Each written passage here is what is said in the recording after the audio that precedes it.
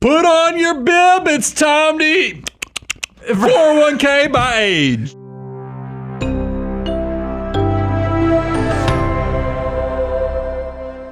I am so excited about this, and because we love that we get to do this show every year, because we know that one of the most powerful tools in our tool belt, one of the things that we can use to our advantage the most on our wealth building journey is our employer-sponsored 401k. So today, we want to load you up with everything 401k. But look, I don't want you to stress out because we're going to give you so much information. We're going to talk about the basics of 401ks, hidden secrets and provisions of 401ks, why we love these tools, and what you need to focus on by age. But here's a big upgrade for you guys.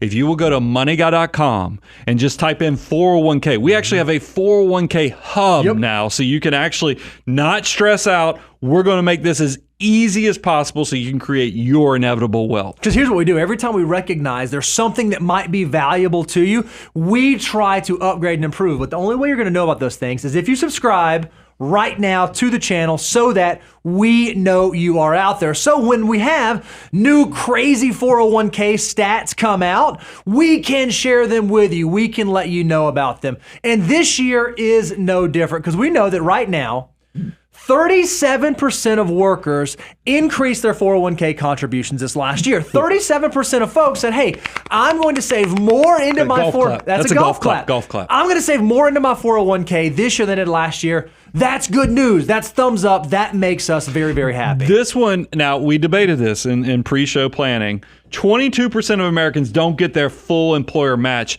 But guys, that number is actually an improvement from prior years. So kudos. I'm not going to give you a golf clap because there's still as close to a quarter that are missing it, but still an improvement. And think about this. When we look at 401ks, 63% of all 401k participants have all of their money invested in a target date fund, and 84% of Gen Z workers have everything in a target date fund. So what that tells me is 401ks are now making available really easy investment options where if you're not saving, if you're not building, you cannot blame it on complexity anymore because now the options are available. And I do think it's worthwhile in noting, we love index target retirement funds. And why do we say index when we put so much emphasis on the indexes? Because they have a lower cost than their siblings, which are just the normal original OG target retirement fund. So you want to take advantage of that. And then I'd also encourage you guys, go research some of the biggest providers because they are a little bit different. Some are more aggressive than others. Some have additional fees versus cheaper fees. So go check it out. The three biggest providers is that, if you look at Vanguard, Fidelity Investments, and Charles Schwab, but a lot of fund companies are jumping on the bandwagon and understanding if you can just figure out how much you can save when you need it, that's an easier way to do money while you're starting out. So let's talk about some of the basics around 401k, some of the things that you need to know. The very first is the limit. Did you know that inside of your 401k this year in 2024, you can defer $23,000 of your salary into a 401k. That means you can say, hey, if I make up a number here. If I make $100,000, I can choose some of my wages, a little bit of today, and I can put it into my 401k to grow for me for the future. If I happen to be someone who's over 50, I can actually save $30,500 into my 401k in 2024. I figured you'd let me say that part since I actually kind of resembled some of that. But then the other thing, they increased how much you can put in from all sources. If you look at from the employer, the employee, salary deferrals, they went up to $69,000 now. And if you get that catch-up contribution, it actually increases it up to $76,500. So when you think about wealth building, there is a lot of opportunity to build wealth inside of these plans. So let's talk about what are some things that we need to know about, because we've talked about one of the reasons why we love 401ks is because you're not the only one who gets to put money in this thing. I mean, we think so much of the 401k matches and the employer money. There's a reason. Step 2 of our financial order of operations, if you go to moneyguy.com/resources, you too can download this. But step 2 is employer match. And the reason that's so powerful is that, think about this. every dollar that your employer gives you, whether it's 50 cents on the dollar or dollar for dollar, is like a 50% or 100% guaranteed rate of return. Now, in the past, historically, these contributions always had to go in pre-tax, even if you were contributing on the Roth side. But it is important to note with Secure Act 2.0, employers can now actually offer matching contributions on the Roth side. You will have to pay tax, but it is something to know about a new law that's recently changed. So matching contributions are one type of employer contribution that can go into your plan. There's another type of contribution that you ought to know about that's called a non-elective contribution. This is where the employer will put money into your 401k whether you put money in or not. So a lot of times you'll see it structured where even if I put in $0, my employer is going to put 3% of my compensation into my 401k every single year. So even if you're not saving for your future, there's a chance your employer might be saving for your future. And then, of course, the third basket is profit sharing. It's not uncommon for your employer at the end of the year, and that's why this typically is funded the year after, so be careful with this, is they will take a portion of their profit and put it into their retirement plan. Now, one of the things that they do is the government says, okay, if employers are going to put money into the plan on your behalf, we might allow the employer some flexibility into the strings or into the handcuffs they put on this.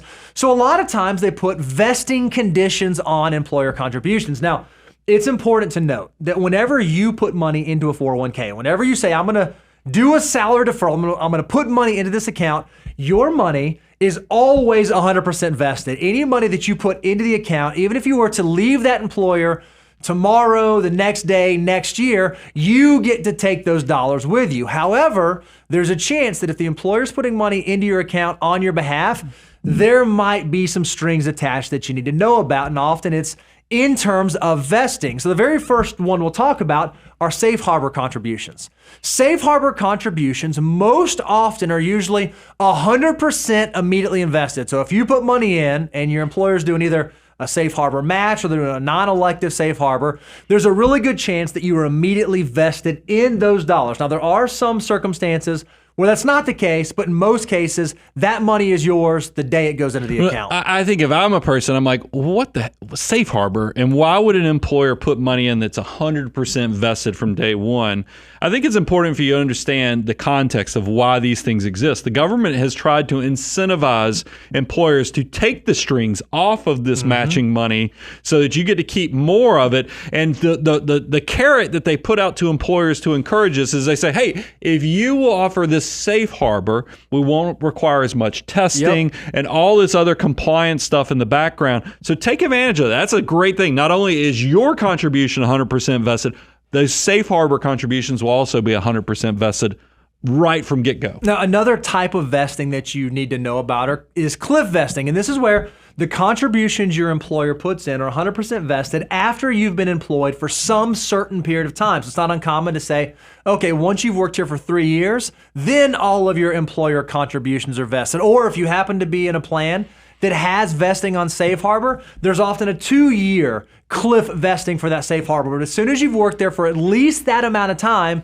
you are then 100% vested in those dollars, which means if you change employment, if you leave jobs, if you want to roll it over, you get to take all that money with you. Well, think about this, because like the cliff vesting, the government is basically, when they put out guidelines or the way they allow companies to design these retirement plans, they say, yeah, if you want to, you can go from nothing to all at once, but that's got to be a shorter period of time. And that's why you will see a lot of plans take this third one, which is more of the graded vesting, which is saying, hey, okay, after 2 years, we'll give you 20%, after 3 years, 40%, and you carry on until it gets to 100% after 5-6 years. That is what you see with a lot of employers. But here's something that I think is important, Bo, and I'll let you clarify this. You might actually have a mix of this, where some stuff is 100% immediately, and then some of the stuff has that graded vesting. How do you balance that? One of the great things you can do is most 401k websites, you can go in and you can look at your sources. You can see, how much do I have in employee contributions? How much do I have in safe harbor? How much do I have in profit sharing? And most 401k statements and most 401k websites will show you how vested you are in those. So if you are someone who's thinking about a job change or thinking about a career change, this should be one of the things that you look at, because we love when you do not leave money on the table. You would hate to leave just a few weeks early or just a few months early from your current job and leave money behind that you could have taken with you as you go to your next endeavor. Well, we kind of alluded to this at the beginning, but let's talk about contribution types, because this is going to be another big decision that anybody who starts their 401k, they're going to have to make a decision. They're going to say, hey, do I want to do pre-tax where I take the tax deduction now? That's considered traditional because that's when these things first came on the scene in the 80s. That's the only option you had. But then fast forward, there's also now what's considered a Roth option. And most plans do offer Roth options. That's where you put the money in. You don't get a tax deduction now, but you get tax-free growth into the future. That can be extremely powerful.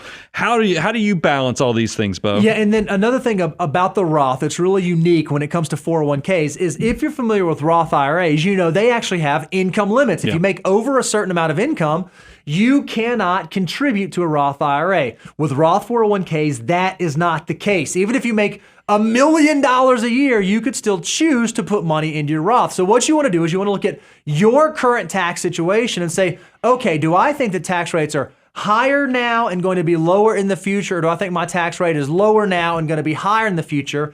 And depending on how you answer that question will dictate, should I do pre-tax contributions or should I do Roth contributions? But for a small segment of the population, there is actually a third contribution type inside of your 401k, and it's called an after-tax 401k contribution. Yeah.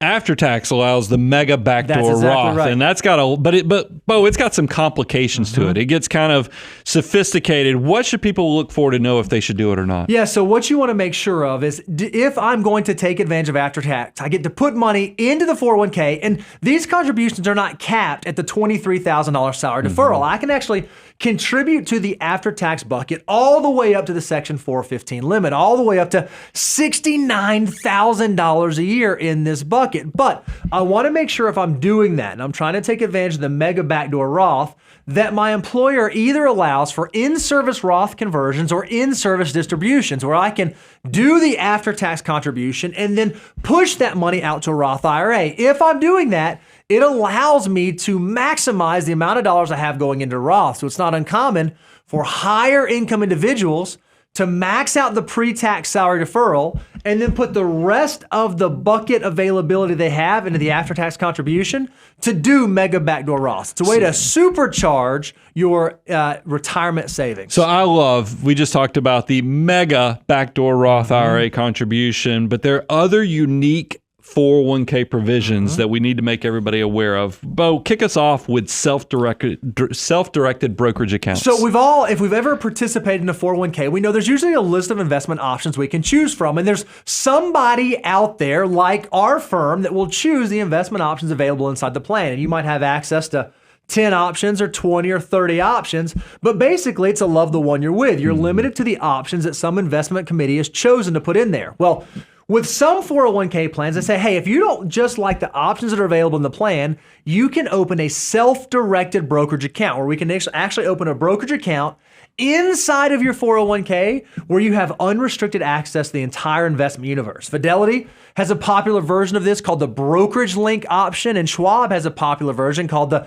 PCRA, the personal choice retirement account, where it's actually an option you select in the 401k where then you can invest in any number of mutual funds, ETFs, stocks, bonds that allows you to really customize your allocation and create some unique tax planning opportunities for folks who need to be able to take advantage of that benefit. There are some unique things. Like if you look at your 401k and you go, man, where are all these index funds that I hear these guys talk about that are so beneficial? I don't see any index funds in my plan. This might be your ability to add that to your portfolio. The other thing is, well, what happens when you build enough success that you're like, I'd like to go beyond just stocks, bonds, and cash. I'd like to have real estate and other things in my portfolio. This is the type of thing that opens it up. I will tell you, pay attention to what are the limitations, though. Are there any restrictions? Because there will be costs. There could potentially be restrictions. Like we've even seen these self-directed to have limits on what percentage of the portfolio. The third opportunity that I think this also creates, maybe you reach the level of success and complication where you're like, yes, I'd like to add more diversification. I'd also like to get away from index target retirement funds because I'd like to start paying attention to tax location.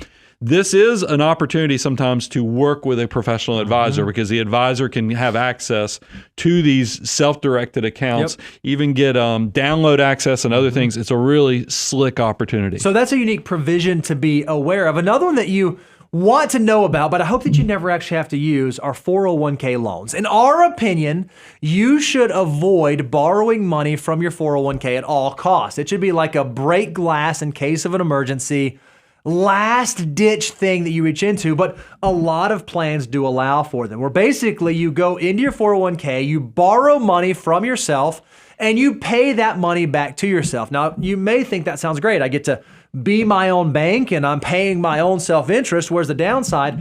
Well, the downside is you're taking soldiers out of your army of dollar bills. So those dollars are no longer working for you into the future. And just because you're paying an interest rate doesn't mean that you're truly making that rate of return, because it's an amortizing loan over a fixed amount of time. So 401k loans, while they sound good in theory, they are actually incredibly costly when it comes to your long-term well-being. And by the way, if you have an outstanding 401k loan and you're laid off or you change jobs, you have to pay that loan back immediately, or it's going to be deemed to have been a taxable distribution to you, which is not something you want to have happen, especially if you're under age 59 and a half. Another unique thing is if you're talking about access, because you just talked about 401k loans, there's also hardship withdrawals.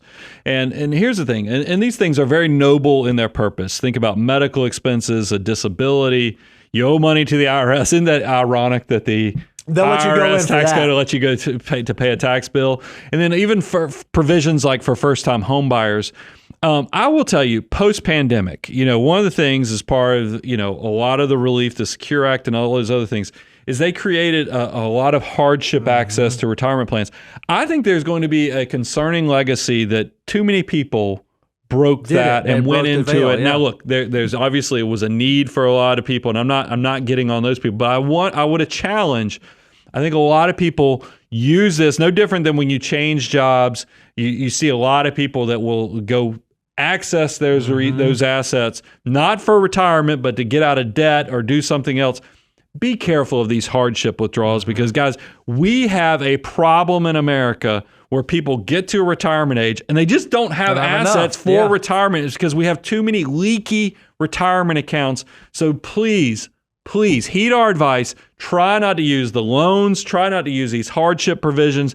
That money is too important and needs to be saved for retirement. Another unique 401k provision we want you to know about is the rule of 55. And what this states is that for most retirement accounts, most 401ks, most IRAs, you can't actually access those dollars penalty-free until you get past age 59 and a half. However, if you retire from your current employer in the year in which you turn 55, you can then access those 401k dollars without having to pay a penalty. So if they're Roth dollars, they'll be tax-free. If they're pre-tax dollars, they'll only be subject to ordinary income tax rates. For someone who is retiring early or someone who's thinking about checking out of the workforce in their 50s, this is a huge benefit, but you have to be employed in the year that you turn 55 in order to be able to take advantage of this provision. All right, we've given them all the nerdy stuff. Let's talk about why we actually love 401ks. The first thing, free money. It's a big one. Free money. I mean, boop, boop, boop, boop, boop. There's a reason this is before even high interest debt. If you can make 50% to 100% guaranteed rate of return, don't leave that on the table. Listen to the statistic. 92% of employers with 401k plans match their employees to some degree. So almost 100% adoption across 401k plans. And yet, we already covered this, 22% of people don't get that free match. 22% of people say, hey, you know what, boss? I don't want the free money. You just keep it. If you are one of those folks, change that right now today, because you cannot do better than free money. Don't let another day go by that you're not taking advantage of it. The second reason that we love 401ks is because of the way these things are structured. They actually make people millionaires. We see more people become millionaires, reach seven-figure status through their employer plans than anywhere else. Yeah, there was a study done by Ramsey Solutions in their national study of millionaires that found 80% of millionaires invested in their company's 401k, and asked what was the first account to hit 7-figure status. It was often inside of the 401k where that happened. So the folks that are building and growing their wealth are utilizing this tool. So why on earth would you not utilize this tool? But it's not just Ramsey Solutions. It's not just their resource. We actually have internal resources that suggest the same. Yeah, we do our own internal millionaire study every year. We ask our clients, how did they get to their wealth building? And I think if you ask the public, a lot of people would think it falls into that virtuoso, meaning somebody's just so good at something. Think of all your athletes and musicians, people who can do things, actors and so forth. Entrepreneurs, everybody would think, they just invented something. Yes, and there are people that reach there, or maybe it's that big fat cat, that's the senior executive. No, our research shows 70% of our millionaire clients attribute being a saver and an investor as how they got into 7-figure status. That's pretty incredible. What I love about that is it's attainable to everyone. Not everyone can be a senior executive or a virtuoso or go start their business, but everybody can save and invest. And we know that 92% of employers make available 401k. So this account is there and available and ready for you. So let me talk about the third reason why we love 401k plans. They're one of the best ways to legally hide money from the government. Nobody likes paying taxes. Well, one of the great things that 401ks let you do is they let you legally avoid paying taxes. Now you get to choose. Do I want to avoid paying taxes today and do pre-tax contributions and let my money grow tax deferred, or do I want to avoid paying taxes in the future? I can do Roth contributions today, let my money grow tax deferred, and then when I take qualified withdrawals, it'll be completely tax-free. 401ks are one of the absolute best mechanisms to lower your tax bill either now or in the future, so you should certainly take advantage of that. Number 4, because I think I said legally way too much just then, just like you did, but it creates automatic, always be buying opportunities. Here's the thing I need people to understand that why I love 401ks is because if you can understand, let's make the good habits as easy as possible and make the bad habits super hard. How you fix that is through automatic behaviors, is because it doesn't matter what's going on in the stock market. It doesn't matter what's going on in the economic or political world. If you're always buying, it creates an inevitable path towards your future success. It's incredible. It's an awesome thing. It allows that to happen even when you don't think it's possible, even when you think that the sky is falling. If you don't believe us, look at this illustration. We said, all right, let's look at the S&P 500.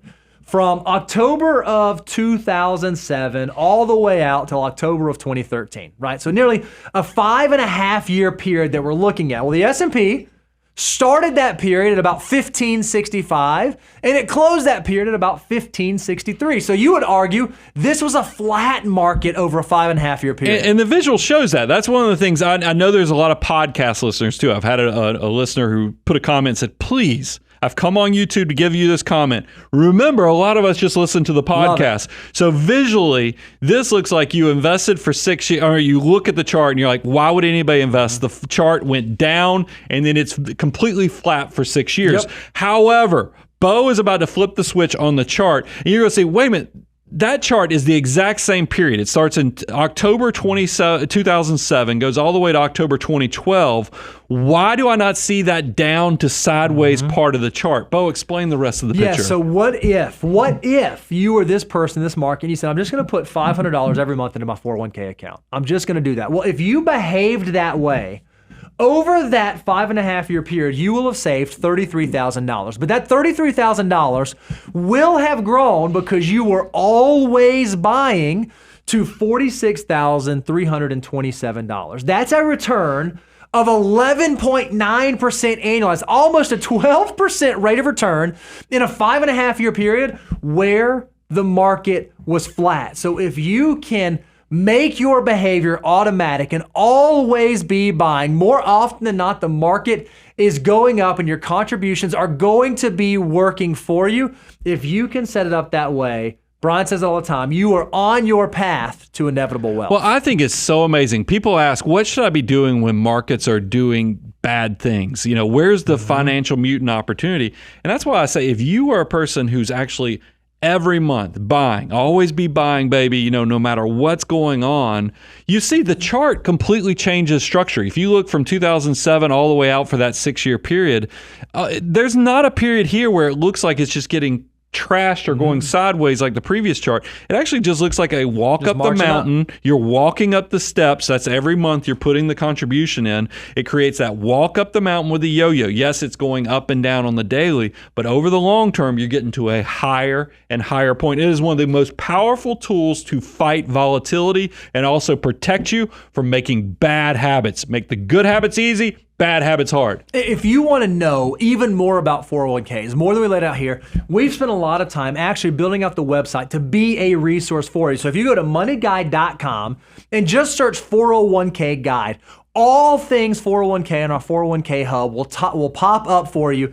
This is your one-stop shop to educate yourself on everything that you need to know so that you can start utilizing this tool to your benefit to help you do money better. All right, let's put some meat on that bone of understanding what each age group, where they actually are, but also some context on what they need to be aspiring to reach. All right, so let's think about those folks in our 20s. If we look at the average 401k balance for someone in their 20s, and all this data is from Fidelity and Vanguard, average 401k balance for someone in their 20s is about $13,124. Now, you may be thinking, oh, for a 20-year-old, that sounds great. And you would be right. But remember, this is the average for the whole decade. So this takes the people just starting out at the beginning as well as people who have been doing it for a while. So at $13,000, I don't know how I feel about that. When we look at their savings rate right now to a 401k, 11.3%. Brian, thumbs up, thumbs down on that. But come on. Man, we need a little more context. That 11.3% has a lot going on. That's not only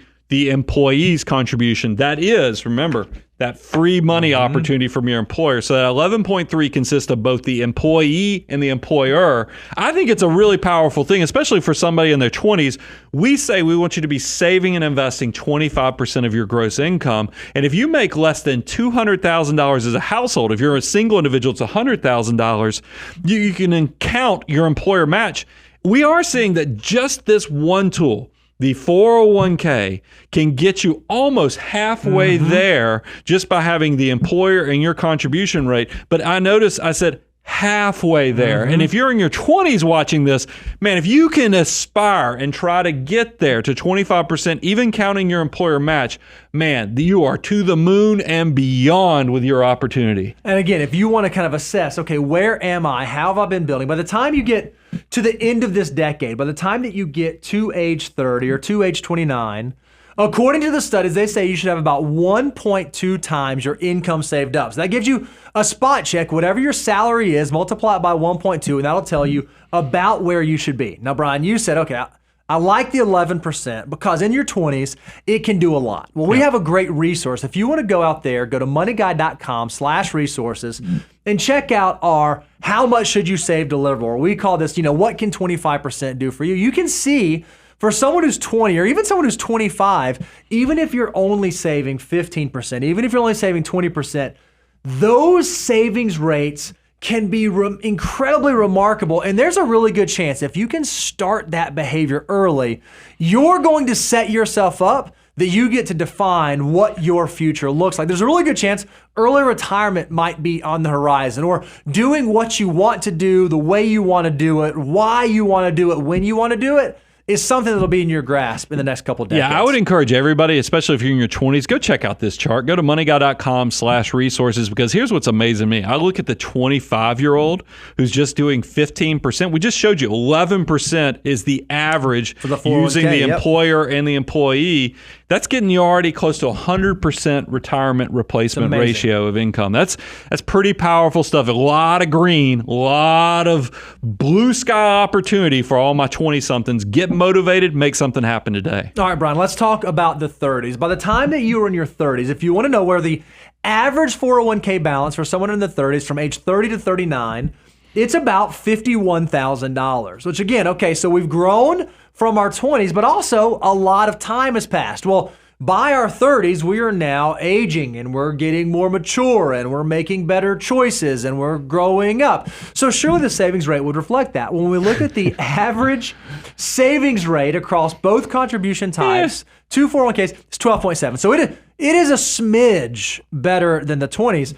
But it's not at 25%, Brian. Yeah, this is the part. Look, and I'm going to be sympathetic. The 30s is where the messy middle is probably the most prevalent. I mean, because you're short on time, you're short on money, because you got a lot of life commitments between your family, your kids, your job. There's a lot of things pulling on you, both financially as well as responsibility-wise. However, I am disappointed because you're going to see in a minute, we're going to lay up what 25% savings can do for you. And it was great. It was so awesome. It didn't matter really what you did in your 20s as long as you just did something. Yep. 30s is more of that period where I want you to be very purposeful. I want you to, instead of being aspirational about reaching 25% of your gross income, in your 30s, I need you to make it happen in your 30s because you still have so much time on your side. There's a kind of a incremental decision, a fork in the road moment where you can create tremendous success without a lot of sacrifice, but it needs to be very purposeful in your 30s. If you want to spot check where you are by the end of this decade, according to Fidelity and Vanguard, they say that you should have about 2.6 times your annual salary, your household income saved by the time that you get to 40. So you should have saved up 2.5 times what you are making annually. But I'm going to argue, Brian, for someone who's started in their 20s, and if they're carrying this through their 30s, and they're not the average, but they are the financial mutant, I think they're going to blow this number out of the water by the time they get to 40. Because even in your 30s, savings rates that are a touch lower, but certainly savings rates that are on the mark, can be unbelievably valuable. Well, think about it. We just showed that the average value was $50,000, and then we showed that people are only saving 12.7%. That's about half of what we're recommending with this current slide, which is 25%. That means, because we know once you reach $100,000, you get your assets to $100,000. That's kind of the hardest. Yep. Because you're going to see that you've now pushed that pebble that's turned into a rock, and then it turned into a boulder. This thing is taking speed at this point where it's starting to build upon itself. And that's why there's still so much opportunity for the 30-something-year-old. If you look at even a 35-year-old, if you can save 25%, it's going to replace 84% of your current income. That's still tremendous opportunity just waiting for you to make something happen. Realistically, if you can get serious at this decade, in this stage of life, I would still contend that you're going to have the opportunity to take control of your future. So if you are thinking about early retirement or defining, I want to live the life that I want to live, and you've done nothing until your 30s, but you just get laser focused and super serious in your 30s, I think that it can still be done. If you want to know more, go check this out, moneyguy.com/resources. All right, Brian, let's talk about the 40s. Yep. When we look at the 40s, average 401k balance by age from someone who's age 40 to 49, we finally hit six-figure status. We are now above $100,000. The average 401k balance is about $106,000. But when we look at the savings rate, again, it's only marginally improved. The average total contribution rate across 401ks for those in their 40s is about 14%. Well, look, I think that now we've had things have shifted. You know, I'm very grace-filled, and I try to be very motivating for the 20 and 30-something-year-old because it just a little goes so far, and they don't have to make a lot of sacrifice. But I think a little context would help the 40-something. Realize this is the decade most millionaires cross seven-figure status in their 40s, around 48 years of age. After 28 years of saving and investing, that's when they cross into seven-figure status. To see that the average 401k is only $105,000. We'll just go ahead and round it up to $106,000. That is a long way from reaching seven-figure status. So get serious. And we're going to show you in a minute. You've got to probably not just think 25%. If you're behind and started at zero in your 40s, you probably need to go beyond 25% savings rates, which is hard, but that's what happens. Procrastination has now created more of the responsibility falls on your shoulders. All right, Brian, let's talk about a spot check. If you want to know, okay, am I where I should be, at least according to Fidelity and Vanguard, by the end of your 40s decade, by the time you get to age 50, you should have accumulated inside of your retirement account about 4.8 times your annual income. So you're at about 5 times your annual income by the time that you get to 40. Well, if you're not there, you might need to make up ground. And if you haven't started at all, you are going to have to make some pretty tough decisions, because we have a deliverable. If you go to moneyguide.com/resources, you can download this and it will show in your 40s, if you're just starting out, what will different savings rates be able to do for you? Yeah, guys, get motivated by this. This is the part where, like I said, if you're waiting until your 40s, there is a good chance your savings rate's going to have to go beyond 25%. So I'd encourage you, please go moneyguide.com/resources to get this deliverable to know what you need to do. All right, Brian, let's talk about folks in their 50s and 60s. If we look across these pre to early retirees, the average 401k balance is only about $190,000. And I feel bad saying only, but I think for someone who is getting close and preparing for retirement, I just don't know that that's going to be a 401k balance that they need to have to be able to live the life that they want to live. Well, I think there's also some clarity coming, realizing, hey, man, I got retirement right above the horizon there. It's coming up. And you see that in the savings rate. Now it's getting close to 16%. But I would say our research shows that still likely is not enough. So you need to be in full-on catch-up mode. So if you want to do a spot check, according to Fidelity and Vanguard, by the time that you get to age 60, you should have about 8.1 times your annual income saved. But I would say that according to the Money Guy show, you should do our Know Your Number course. You should go to learn.moneyguy.com to check that out, because instead of using a metric like 8 times your annual income, we want you to know, what is my number that I need to be able to live the life that I want to live on my terms? Well, once you know what that number is, then you can assess for yourself. Am I ahead of the curve? Am I behind the curve? And what decisions do I need to make now to begin moving myself in the right direction? Well, and also, this is probably a stage where you're going to get scared. So calm down. Go look and see what Social Security is going to provide, because I think somebody who's in their 50s and 60s will receive a benefit. And then also try to take a footprint of what is your actual expenditures, so you can back into what you need to do and then take advantage. The government gave you a path with catch-up contributions, so you can, in a tax incentivized ways, save and even catch up for your future better self. 401ks are amazing savings vehicles. If you have access to one at your job, make sure that you educate yourself so that you can start taking advantage of it, so that you can do money better. Abundance is wealth combined with money and purpose. Don't let your money take control of your future. Be the field general of your army of dollars. I'm your host, Brian Preston. Bo Hansen, Money Guy team, out.